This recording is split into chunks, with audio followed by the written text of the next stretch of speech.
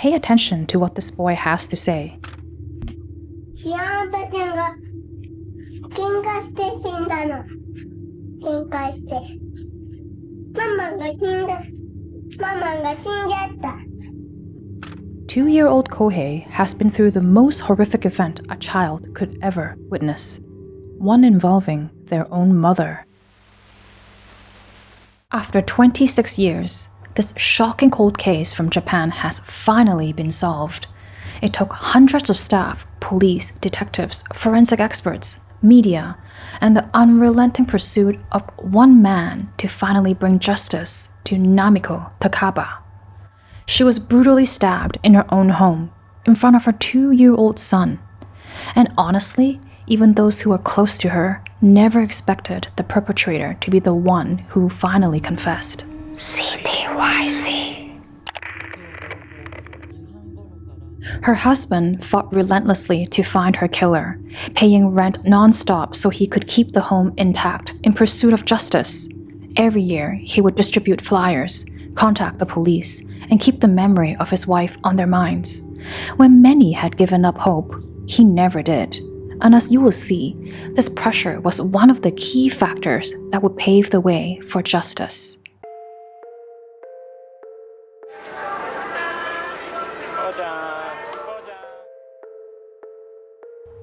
Let me take you back to the year 1999.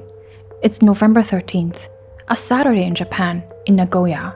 The Takaba family enjoys their Saturday morning breakfast together in apartment 201 in a 6-unit apartment building.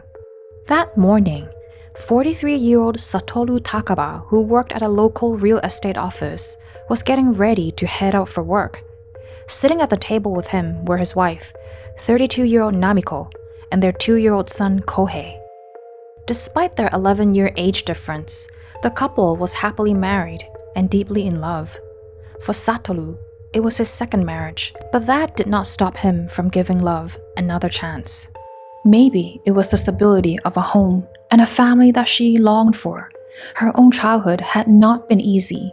Her parents divorced when she was in middle school, and she was raised by her mother. After graduating from Nagoya Commercial School, Namiko chose to start working right away so she could help care for her ailing mother. Before meeting her future husband, Namiko worked first as a dental assistant and later in real estate. It was there that she met Satoru Takaba. Their relationship soon blossomed, and in 1995, they got married. Not long after, they welcomed a beautiful baby boy. By all accounts, the couple was happy. Namiko had settled comfortably into life as a devoted housewife, while her husband worked 6 days a week to support the family. Their 2-year-old son, Kohei, was the center of Namiko's world, her pride and joy. She loved taking family photos and carefully placing each one into their photo album, hoping to preserve those moments for future years. But that quiet happiness, that sense of peace, would be shattered within just a few hours. Fast forward to 2:30 p.m. that same day. Their landlady, who lived in the same apartment building and was friendly with many of her tenants. She was handing out fresh persimmons from her fruit tree. She had packed them neatly in small bags and was going door to door, delivering them to each apartment. At first, she went up to the 3rd floor, and after a brief chat and handing out fruits, she made her way down to the 2nd floor, where the Takaba family lived. It's Unit 201. This unit was one of 6 in the 3-story building, with 2 units on each floor. As she walked up to the Takaba's door, she noticed something odd. The door wasn't closed all the way. It was slightly open. From inside, she could hear the TV playing and the faint sounds of the little boy. Assuming Namiko was home, she called out and waited. But no one came. After standing there for a while, she figured Namiko was probably busy and gently hung the bag of persimmons on the doorknob before leaving. As she hung the bag on the doorknob, the weight nudged the door open, just a little. Slowly, the crack widened. Inside, she saw what looked like a mess. Then, she noticed it. Small red spots on the floor, growing larger, more frequent. Her heart sank. Lying face down between the hallway and the living room was Namiko. The red trail led straight to her. Panicked, the landlady turned and ran, sprinting down the stairs to her own apartment to call 119. Emergency crews were on their way, and so was Satoru after she called to tell him something was terribly wrong. When paramedics arrived, they did everything they could, but it was too late. Namiko was already gone, pronounced dead at the scene. All the while, her 2-year-old son, Kohei, sat quietly in his high chair in the living room. He wasn't crying, just holding a toy, seemingly unaware of what had happened, or that his mother was lying nearby in a pool of blood. First responders would later recall that the television was still on, playing a light-hearted variety show called It's Okay to Laugh. The contrast was haunting. Laughter echoing through a room against that silence was something they would never forget. The police got there soon after and locked down the whole apartment. The investigation started right away. Namiko was just 32 years old. She was found wearing jeans, her clothes untouched. But there was a deep cut to her neck, made by something sharp. Blood and fingerprints covered the floor and walls. This would become one of the most notorious unsolved crimes in Nagoya, what many still call the Nagoya Nishi ward housewife case. The apartment told a story on its own. Let me show you the layout of the Takaba's apartment. The entrance opened into a long, narrow hallway, and near the door, a vacuum cleaner sat, as if Namiko had been in the middle of cleaning when someone arrived. To the right was the bathroom. On the left, the hallway opened into the kitchen and a living room. A dark wooden cabinet holding the TV partially blocked the kitchen doorway, leaving the baby gate as the only easy path through. At the far end of the hallway were the bedrooms, simple tatami rooms that completed the layout of the home. When investigators found her, Namiko was just 3 meters from the entryway. Her lower body lay in the hallway, her upper body stretching into the living room, and her head was turned to the right, and the glasses she usually wore had fallen nearby. Her left hand rested with the palm facing up. She was wearing a sweatshirt and blue jeans, otherwise undisturbed. But the floor around her was soaked in blood. Autopsy results later showed the fatal injuries. Multiple stab wounds to her neck had caused severe blood loss. Defensive wounds were clear on both hands, showing she had tried to block the attack. A swelling on the left side of her forehead suggested she had also been struck in the face. Forensic examination estimated she had died 2 to 3 hours before being found. The police pieced together what likely happened. Namiko may have first been attacked in the bathroom, then crawled across the hallway towards the living room, possibly in a final effort to shield her 2-year-old son who was in the kitchen. Signs of a struggle were everywhere. Furniture and household items had been knocked over. But interestingly, nothing had been taken, and it did not look like a robbery. Blood told another story. Messy stains were on the floor at the entryway, on the bathroom sink, Namiko's doorstep, and the apartment stairs. Tests later revealed this blood did not belong to Namiko. It came from the person who attacked her, injured during the struggle. The perpetrator had apparently tried to clean themselves in the bathroom, but the bleeding did not stop. They moved to the entryway to check if anyone was outside, looking through the peephole, leaving a trail of blood as they went, then opened the door and fled. Based on the blood evidence left behind, forensic experts noted the injury was serious. It was a cut to a vein that could not have stopped on its own. So the police quickly brought in tracking dogs. They followed the trail from the apartment along a small path across the road and into a park about 500 meters away. Then, suddenly, it disappeared. Investigators later found blood on a public water faucet, showing the person had tried to wash the wound, temporarily slowing the bleeding and vanishing from view. Even so, investigators reasoned that someone walking hundreds of meters while bleeding would likely have been seen. By comparing Namiko's time of death with possible witnesses along the escape route, police hoped to uncover critical clues. DNA from the blood revealed the culprit was female, with blood type B, a type found in roughly 20% of the Japanese population. On the living room table, the police found a carton of lactobacillus drink, mostly consumed. It had not been drunk with a straw, but bitten off at the top. Small amounts were found on the entryway floor and a puddle of residue outside the door, as if spat there. Half-eaten mandarin oranges and instant noodles were also on the table, a brand the family did not eat.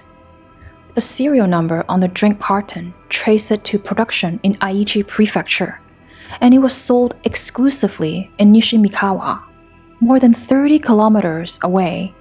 Takaba stated the drink had not been in the house when he left that morning.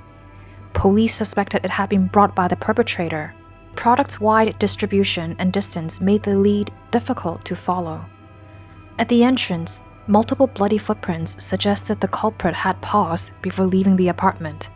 They matched a woman's size 24 heels, which was mass-produced in South Korea. By 1999, there were about 7,000 pairs that had been shipped to supermarkets and department stores in northern Kanto and Kyushu. Because of these evidence, the police speculated the perpetrator might have been a salesperson selling the drink. During a conversation with Namiko, a conflict may have arisen, leading to her murder. To try to find out what actually happened that day, the investigators worked to reconstruct the timeline. Her husband, Takashi, said that although it was the weekend, he had worked at the office. Namiko had woken early to make him breakfast. Their son, Kohei, had been sick, so during breakfast, Namiko mentioned she would return books to the library, and then she will take him to the pediatrician.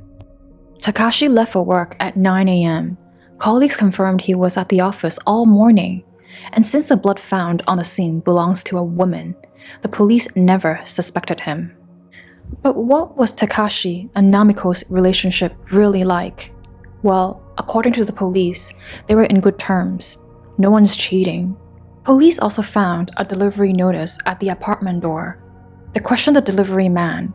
They said they had knocked at 9:30 a.m., received no response, so he left a notice. Namiko was active in the local mom's friends group, so the investigators went and questioned them as well. A woman living on the 3rd floor was questioned. She is also a member and she's very close to Namiko. She said Namiko had called her at 9 a.m. because she wanted to borrow her husband's car. Apparently, Namiko's car had been slightly damaged and she needed a ride to get it repaired. The woman declined. Around 10:20 a.m., she called Namiko's landline and again at 10:40 a.m., but she got no answer either time. Police checked the pediatric clinic records. Namiko had an 11:10 a.m. appointment for Kohei. A neighbor reported seeing Namiko and her son returning home around 11:40 a.m. while he was fixing a car in the parking lot. According to him, her expression seemed normal, but she did not greet him as she usually would. He finished the repair and left, never seeing her again. Most residents later reported hearing loud noises from Namiko's apartment between 12 p.m. and 1 p.m., followed by someone running quickly down the stairs. Between 12:30 p.m. and 2 p.m., the 3rd floor neighbor made 3 more calls to Namiko's home, but all were unanswered. The police estimated she had been killed between 11:40 a.m. and 12:30. Takashi also told investigators that because they had a young child, Namiko was usually very cautious at home. If a stranger knocked, she would check through the window next to the door before opening it. If it was a salesperson, she would refuse entry without opening the door. He added, if it wasn't a stranger, could it be someone she knew? According to accounts, Namiko and her husband were friendly with their neighbors. They have no enemies. However, because the blood evidence left behind showed the culprit was a woman, so the police turned their attention to the first person who discovered Namiko's body, the landlady. But her hands were uninjured. She had cooperated fully with the investigation, and there were no conflicts with the family. She was quickly ruled out. Police then considered ex-wife. Could she have held a grudge against Namiko for destroying her family? Well, she cooperated fully with the investigation, and her blood type was O. And on the day of the incident, she was in Shizuoka Prefecture, 200 kilometers away, so she was also ruled out. The next suspect was the woman on the 3rd floor. DNA testing showed she did not match the perpetrator. With no internal conflicts and no clear suspects, Police looked outward, tracking the perpetrator's escape from Namiko's apartment to the park nearby. They found one witness who saw a woman in her 40s, and it happened at 12:15 p.m. She was walking quickly, frowning, with her hands wrapped in blood-stained cloth, and she had freshly permed hair. 5 minutes later, another witness saw a similar woman 400 meters away. She also had black permed hair, and she was walking quickly with her hands held in front of her chest and seemed anxious. Police searched the area around the sightings but found no woman with hand injuries. After that, no further witnesses came forward. From the scene and the witness description, police outlined the suspect. It's a woman aged around 40 to 55. She was wearing a mass-produced Korean woman's high heels. She had blood type B, around 160 centimeters tall. She had black permed hair. A sketch was created but not released publicly to avoid hindering the investigation. The police showed it to residents multiple times, but no one recognized her. In 2001, 2 years later, Kohei, now 4, told his dad the culprit was an auntie from the convenience store. Takashi immediately reported this. The police checked all nearby convenience stores, but due to the large number and the unreliable memory of a 4-year-old, the lead produced nothing. And just like that, the case went cold. In the following years, police continued investigating. Few leads, slow progress, but plenty of theories. You see, there's been a lot of discussions online in Japan about who the perpetrator might have been. So, there's this detail in the case that's just bizarre. The perpetrator casually walked almost a kilometer with an open gash, bleeding the whole way. How was she able to walk that far in broad daylight without anyone approaching her to ask if she was okay? Her own blood was dripping onto the pavement, and people saw her but did nothing. The first witness said she was shocked by the profuse bleeding, recalling how the blood completely saturated the cloth on the woman's hand. Based on the blood trail, it seemed the perpetrator knew the area well. Was this crime planned? She wasn't wearing any kind of disguise, no jacket in the cold, no mask or sunglasses to hide her face, no bag on her back, not even gloves. It feels like a spontaneous decision, a crime of passion. The attack also happened on a Saturday, when most people are off work. But Namiko's husband happened to be working. So, did the suspect know this in advance? Namiko's husband never gave up on the case. After the tragedy, the family moved in with his parents. But he continued to pay rent on the apartment where the murder happened. Over the years, he's paid more than 20 million yen to keep it exactly as it was that day. Entering that apartment is like entering a time capsule. Kohei's toys still lie on the floor. Namiko's cookbooks, because she loves to cook, remain neatly lined on the shelves. In one room, a calendar stopped at November 1999, frozen in the moment of the tragedy. The traces of the crime, DNA and bloodstains, are still preserved, reminders of the day justice was delayed. Every year, Satoru and his son takes to the street of Nagoya, handing out flyers, hoping someone might come forward with a clue. He also joined the Chu no Kai, a victims' advocacy group that helped lead the movement to abolish the statute of limitations for murder in Japan in 2010, a change that finally made long-delayed justice possible. Then, seemingly out of nowhere, 26 years later, on Friday, October 31st, 2025, the Aichi Prefecture Police announced an arrest that shocked the nation. A 69-year-old woman, Kumiko Yasufuku, had been taken into custody on suspicion of murdering 32-year-old housewife Namiko Takaba. Yasufuku was a high school classmate of Namiko's husband. When Satoru learned that a suspect had come forward, he told reporters he was in shock. He revealed that the police had called him at noon to tell him of the impending arrest. He said, "I never would have thought she could be the murderer, and I don't understand the motive." He said, "I hope she will tell the truth." He added that he and Yasufuku had even been in the same tennis club in high school, a connection he never imagined could lead to this. head of the Aichi Prefecture Police's first investigative division, explained just how difficult the investigation had been. The crime scene had been preserved all those years. We were able to confirm a lot of key information from it, which was extremely helpful. According to reports, Yasufuku went to a police station alone on Thursday. It was October 30th. She turned herself in after being questioned multiple times. She had initially refused DNA profiling, but later consented. During questioning, she admitted to the killing. Her DNA matched the blood collected at the crime scene, a key breakthrough that finally cracked the case. The investigation itself had been enormous. Portraits of the suspect drawn from eyewitnesses' accounts were made public in 2015 and 2020. Over the years, the police interviewed more than 5,000 people and mobilized over 100,000 officers.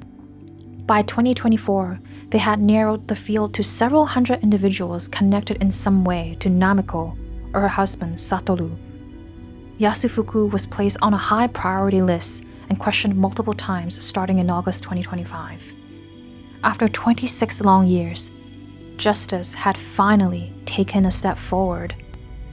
Since the arrest, speculation about the motive has been intense. The suspect, Yasufuku, was a high school classmate of Satoru and had been in the same tennis club. She had confessed her feelings to Satoru with a letter and chocolates, but he had declined her. And on one occasion, after high school, she reportedly appeared near Satoru's university campus, approached him, and took him to a coffee shop where she cried. Even after high school, she would often show up to watch him play tennis at the university. And 5 months before the horrific incident, they had met face-to-face at a high school reunion. Here, Satoru mentioned to Kumiko he was now married with a child, and he recalls Kumiko telling him that she too was married. Perhaps this seemingly innocent event set off a chain of jealousy in Kumiko's mind that would lead to murder. Satoru said he still could not imagine a motive for his wife Namiko's murder. There had been no signs of harassment, no disputes, nothing that would suggest why someone would target her. According to Satoru, as far as he knows, she had never had any contact with Namiko. At the time, the suspect, Kumiko, was living just 10 kilometers from the crime scene. She lived with her husband, her child, and other family members. The family had moved to another neighborhood 10 years ago, and in her neighborhood, she was known as the friendly PTA officer. Neighbors say she was just like any other ordinary person. During questioning, Kumiko admitted to the allegations. She told police that for the past 26 years, she had been anxious every day and feared arrest. I didn't want to cause trouble for my family, and I didn't want to be caught, she said. She has apologized to the victim. But the reason Kumiko finally turned herself in after 26 years might be something else entirely. Recently, a new face joined the case, a young detective, bold and determined to succeed. From the very start, he made one thing clear: he would investigate every lead, no matter how small, until he found the truth. Namiko's husband, Satoru, later revealed that this detective had been assigned to the case the previous April. When they first met, he promised him that he would catch the culprit. And this time, it wasn't just words. The investigation reached further than ever before. The police searched Satoru's home, seizing items like New Year's cards. The detectives' team combed through every possible connection, even going through the tennis club alumni lists. Could it be that the combination of meticulous detective work and public pressure in a society where modesty and discretion are highly valued finally pushed Kumiko to confess? Perhaps it was the final straw, the pressure she could no longer withstand. That made her cave after decades of fear and guilt. And you might be wondering, since then, what has Yasufuku been saying in prison to the detectives? Well, the truth is, not much. As of November 11th, 2025, it's been revealed that she is refusing police questioning. This is one of those cases where the majority felt it would never be solved, but it took the determination of a few, such as Namiko's husband, the detective, and some who worked tirelessly to bring justice to Namiko. Justice may have waited 26 years, but love never gave up, and neither should we. Thank you for watching. 26 years later, That young boy, who is now a grown man, had this to say. All this was only possible because my father never gave up, and it was his tenacity that led to the arrest.